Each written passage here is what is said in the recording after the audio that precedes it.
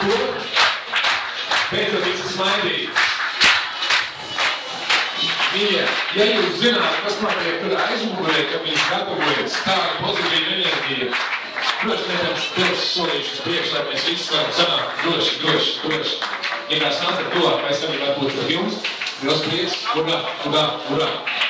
Gribētu pateikt, ka starp mums ir cilvēki, kuri šokar vērtēs, kuriem patiesībā ir ļoti atbildīgs un smags uzdevums no šīm 25 drosmīgajām sievietēm, kuras sevī iemieso pamatvērtības drosmi, dzīves prieku un stilu, atrast 3 izvirzītās galvenās finālistes, kuras pārstāvēs, viena no viņām noteikti pārstāvēs mūsu valsts lielajā finālā Ibicā.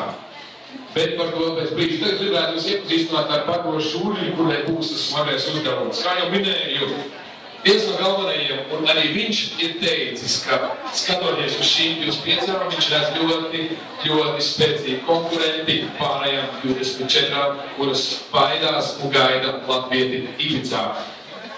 Sergejs Kondrašins, dāmas kungi, viskaļākā zolā.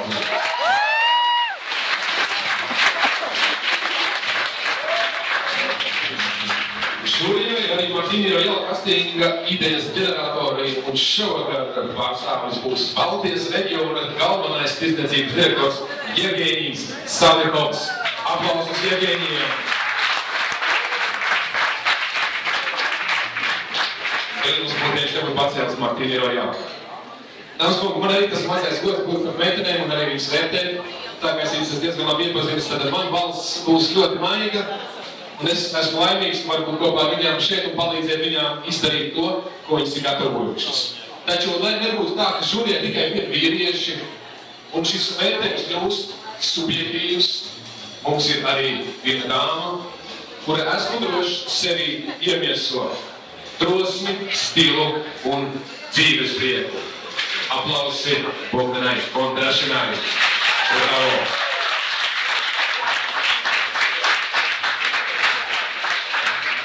Lai nebūtu tā, ka meitenes veltīgi pūlējušās un mēs te ilgi un drūmi domājam, jūs redzēt, starp jums ir Martīni meitenes. Tās ir tādas sarkaniem matiem, sarkanos svārciņos ar uzrakstu Martīni Rojala. Arī mēs šogad kopā ar jums noskaidrosim jūsu simpātiju. Jūs varēsiet nobalsot par kādu no 25 finālistēm. Skatieties, viņām šis smaidīgs 3-4 meitenes smaidā. Fantastiko! Galvenais jums jānabū lapiņas, kas ir pie šīm Martīni meitenēm. Citas lapiņas nedara. Jūs varat uzrakstīt numuriņu, par kuru jūs balsojat. Izmantojiet šo iespēju visā vakarā gaitā, redzot šos 3 uzdevumus.